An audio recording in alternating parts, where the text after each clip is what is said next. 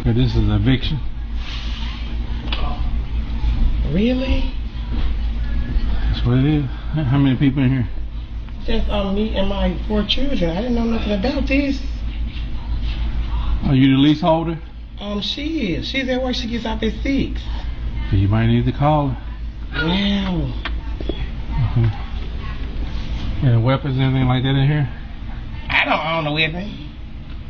I'm just over at my brother's house. My brother and his girlfriend house for a little while. But well, let me call them. So what, everything has to get out the house right now? Yep, that's what we're here for. Them to set it out. Wow. Now the way this works is I come in, I take pictures of everything. Once I get my pictures taken, the crew comes in, we start setting it out. Well, can I have a minute to call them, please? Because I didn't know nothing. Sorry, this is so shocking to me. Well, evictions don't. This is how evictions work. As soon as I show here, whoever was living here don't live. You don't even live there. Live here anymore. Really? So, right. I did not. I promise, sir. I don't know nothing. Well, a lot of people don't understand how evictions work. But it's not one of them things where I can come back. You don't live here no more. It's eviction. That's wow. That's what it is.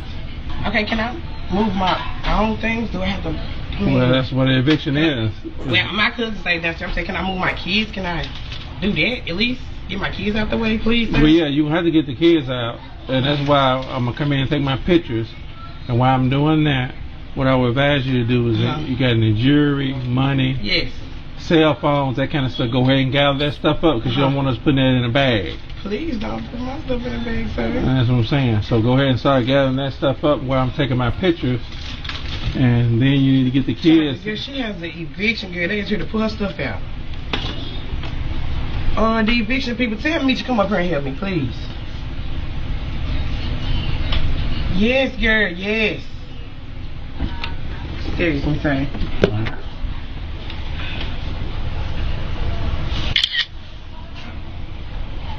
Okay, this is eviction.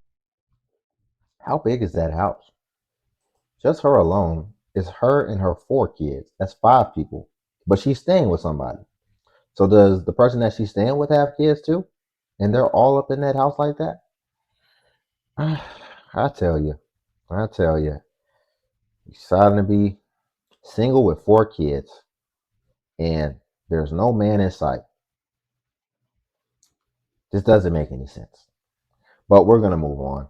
But before we get into the next clip, if you could like the video, greatly appreciate it. Only takes a second, and it actually does help out tremendously. So if you could hype, it would make a bit, like, also hype. But if you could like, it would make a big impact. When I first came to the shelter, the lady that did my intake, I don't know if she recognized me from TikTok or if she was just making a general statement. But what she told me was, you can post on TikTok, but do not post any of the residences. That's what I was told when I first got here. I agreed. No problem. I will not post any of the residences. I've never even posted the location of the shelter. I've never posted the city that I'm in. So yesterday, I get a call from the director. Well, she introduced herself as the director, but the guy that called me today also introduced himself as the director. But anyways, the lady that called me yesterday, she said she's the director of the shelter. She said, you can continue to post, but don't post any of the common areas. Only post your things and your room. That was it. And I agreed. No problem. This was yesterday. Today, I'm at work and I get a note under my door and it says you need to vacate the premises by 10 a.m. I start breaking down because I'm like, what rules did I break? I didn't do anything. I haven't done anything. I don't even be in the common areas except the laundry room. Don't sit in their living rooms. I don't go to their park. I don't do any of that. I literally be in my room working, or I'll take my kids out somewhere and we'll drive off and go somewhere. Or I'm washing clothes. Other than that, I don't be anywhere. So then it tells me to appeal it and to call that number. So I call the number. The guy that calls me back also introduces himself as the director. And he's immediately like, well, why are you posting anyways? And I was like, well, I've been posting for the last 2 years. And I explained to him the reason that I post is to show people that it's okay to struggle. It's okay to fall off. Your situation that you're in right now does not define you. What defines you is everything that you're doing to get yourself out of that situation. Because a lot of people only like posting. Y'all be so focused on this social media, this digital world, that you're ruining your real life. Ain't that something? You just have to be on social media so bad. You just have to be on TikTok. You just have to post things on TikTok so bad that they done warned you. They warned you. And when they warned you, I wouldn't take any more chances after that. This is, again, are we prioritizing our children? Are we thinking about what happens if our children get kicked out along with us? Or do we just want to do what we want to do? And we're going to take the risk anyway. Good in their lives. I want to show the real. This is real. Just last year, I was feeding the homeless out of my own pocket, giving them money out of my own pocket every single week. Me and my kids are making sandwiches. We're cooking food. We're putting money in bags, and we're going out on our own time, on our own dime, and we're feeding the homeless. That was just last year. Now this year, I'm down and I'm bad. So I'm trying to show people like it's nothing to be ashamed of. Your situation will not define you.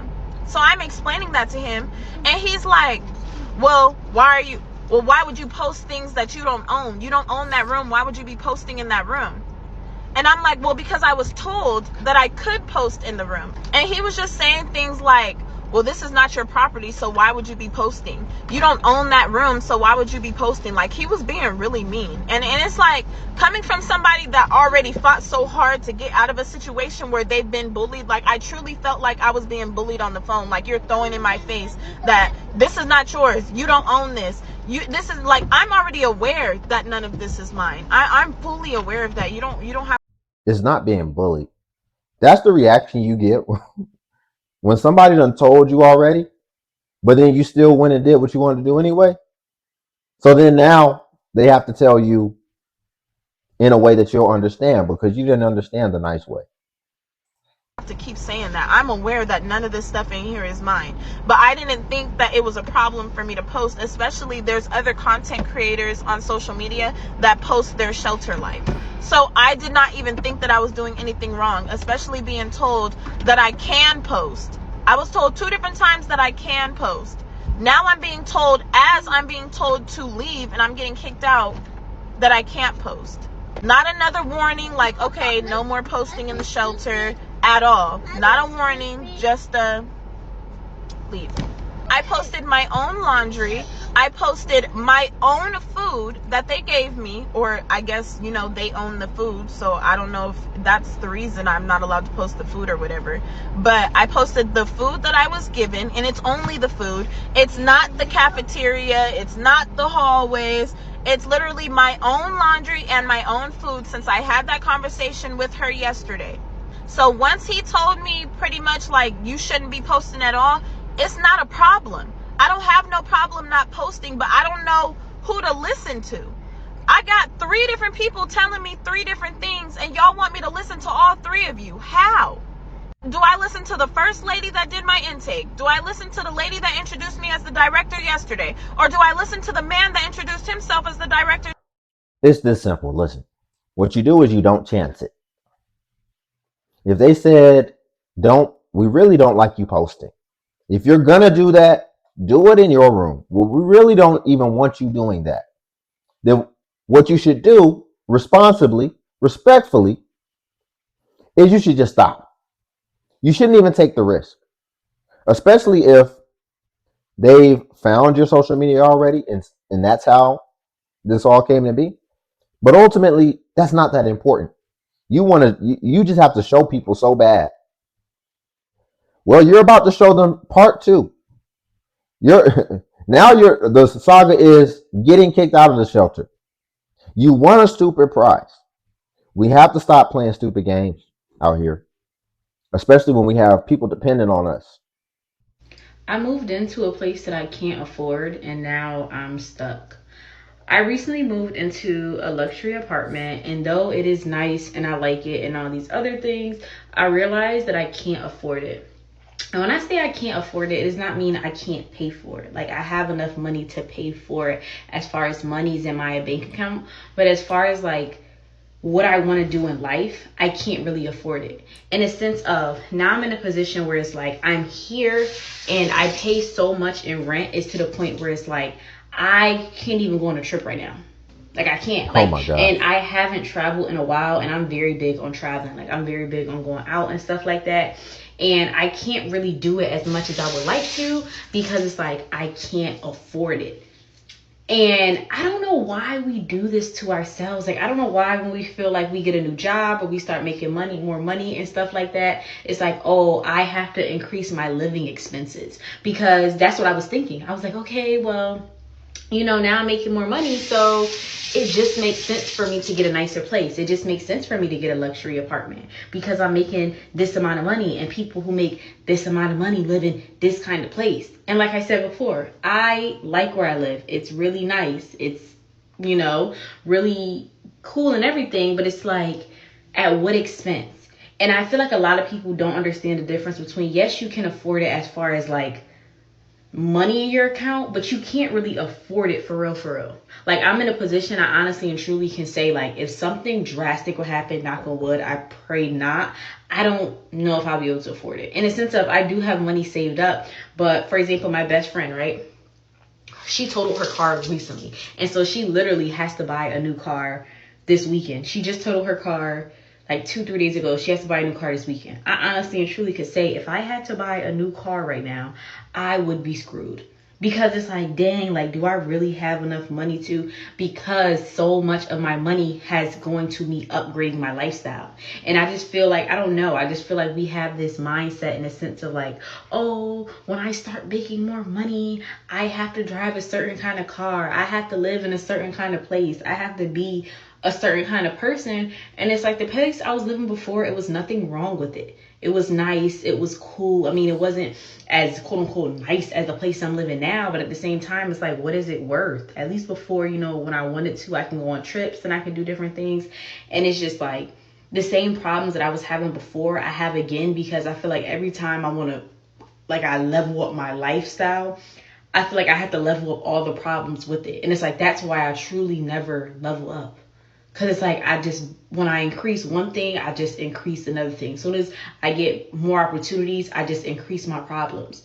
Mm-hmm. And yeah, so I just thought that was so crazy, because I really was sitting here and I'm like, yo, I can afford this place on paper, but like. Ultimately, she's getting close, but I still believe she still doesn't understand. Here's what I mean. She understands, it seems like, that every time she gets paid, she's leveling up her lifestyle, and she's starting to realize that that's not sustainable long term. However, what she would like to do in the place of it is still, she just feels like she can't travel how she wants to travel. So how I take this is that extra money, she would still be using it on traveling. Where, no, you should be keeping that for yourself. It's called your net worth. You want to be building that. I know she said she has a savings, but then she said, but I can't go buy a car right now. Understand this. She's not talking about buying a car full out. I'm assuming she's talking about she couldn't put down a deposit on a car. So I know you have a little savings, but that's really not enough, especially if you have the opportunity to set more aside. I'm not telling you have to just be a super aggressive saver, but goodness gracious, it's really just moving from one thing to the other. I wish I didn't have this apartment so that I could just still be traveling more and living this lifestyle. So it's still wanting to increase your lifestyle. It's just, you got this place, but you see everybody else traveling and you in the house, you in this place. And you in this place so much, it don't even have the same charm anymore. Or you just don't see it as worth it because you value experiences. So she's getting close, but I think people really need to understand like how this world is. It's very unpredictable right now. It's very volatile. And there's about to be a lot of impending changes. And there's going to be a lot of people who are going to get affected and ultimately displaced. So you might want to be a little bit aggressive when it comes to putting something away. Just saying. We as people and we as a society, we're too compliant and complacent about what's happening right now. With inflation, with the rental market, housing crisis, rising gas prices, rising everything, insurance, especially how it's affecting younger people, I think we're just way too relaxed about what's going on. Everyone is saying if you're young, leave the UK, move to Thailand. Her caption says, house sharing with strangers because you can't afford your own place shouldn't be normalized. My retort is, should we normalize just being single? Having your own place? It used to be normal where man and woman would come together. And that was working. And I think that would still work today. But what we've normalized is being single, trying to live by yourself, trying to take care of everything. So I don't know how she skipped over that, but do this, do that. There's a creator that I'm going to tag. Go watch her videos. Her content is really good and relatable for young people living in the UK, pertaining to people that are getting their degrees, PhDs, whatever, and being, becoming a grown-ass adult, moving to London, getting a London salary and still being forced to house share. Not even a choice, but you're being forced to house share because you can't even afford to get your own place. And as someone that's from the West Midlands, just know that they're trying to do this in all the major cities where there's just not enough space. They're trying to make it so everyone is house sharing, everyone's living in a HMO. And these landlords that are owning these HMOs just know they're greedy because they see people that obviously come from a low socioeconomic background, people that are desperate, and they will just cramp them all in houses. And I really do feel like it's giving Hunger Games. I feel like the divide of wealth between the ultra rich and regular normal people, even middle class people, they're really starting to feel it. They are the ones even struggling the most. At least we've learned to be frugal and live that sort of lifestyle. It's hitting middle class people the worst because they're the ones that's got their mortgage, the expensive cars, and now they're drowning in debt, they're losing their jobs, all these tech companies letting them go. But anyways, I digress. It's giving Hunger Games because I know that they're gonna crank all the poor people, and we're all going to be in slums and ghettos, and the ultra wealthy are going to be in mansions and yachts and all these things, watching us eating rats to survive. And I don't even think that's an exaggeration. Everything is just going to go up and up and up until they come in with a solution, which is going to be the Great Reset, and they're going to just flip in. We're not going to be in control of anything. All of our finances done out, everything. We're going to have to rely on them, literally like Hunger Games. How bad does it have to get? How bad do things have to escalate? yeah. Well, here's the thing. What I do agree on is the wealth divide, the gap is getting larger. Here's what I mean. I think that the middle class is becoming extinct. And it's really just going to be the haves and the have-nots. Kind of back in old times where either you was a peasant or you wasn't. And that may sound harsh. However, I think it's going to be the haves and the have-nots. However, the have-nots, that's obvious, right? That goes without saying. But for the haves, I think that it's actually going to be like 3 tiers of people in the haves, 3 different categories in the haves. So ultimately, the poor and the wealthy, but the wealthy is going to have 3 different tiers. The first tier is going to be the most obvious. That's just going to be the people who make a lot of money, right? We can just sum it up just that simple. The people who generate a lot of revenue. The second tier is going to be the people who were just fortunate to come up in a time where things have appreciated since then. Is going to be like the people who did crypto, the people who bought a house when it was $20,000, now it's $300,000. The people who have pensions and all this type of stuff. So that's going to be the second one. But then the third one is going to be the people with critical thinking. Now, let me explain this one. Because the third one is the people who, one, have critical thinking enough to know, I can't take care of myself. Let me not be like the first lady and have 4 kids and be single. As well as,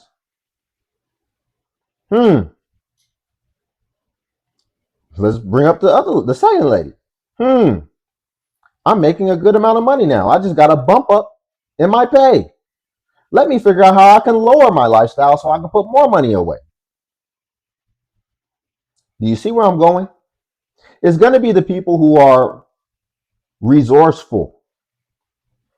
A lot of people think they need more resources, but what they really need is more resourcefulness. So that's going to also be counted on that side, in my opinion. The people who are just resourceful, but just the standard middle class where a certain amount of money is going to qualify as middle class, because you have people who are making 200 grand a year. That used to be middle class, but if you're still have more expenses than what you're bringing in, can you consider it middle class? If you're making 200 grand, but you got 5 kids and you're single and you got a lot of student loan debt, you didn't have critical thinking, you're not middle class. So we're seeing a lot more of that today. And we're just ultimately seeing a lot of people who make decisions that really don't make much sense, especially when we're talking about it in the long term. So I think that critical thinking part of the upper class is really just going to be the people who think a little bit more long term. So we'll leave it there for today. If you could like the video, I greatly appreciate it. Only takes a second and it actually does help out tremendously. Also, if you can hype the video, hype is a new feature that YouTube offers where it actually helps smaller content creators like myself. And basically it pushes us to the extent that it pushes the larger content creators. So you just press the hype button and it'll show you the points. And since I am a new content creator or a smaller one, we actually get more points per hype. And then also Patreon's link below if you want to see self-improvement content. But until then, I'll catch you in the next video.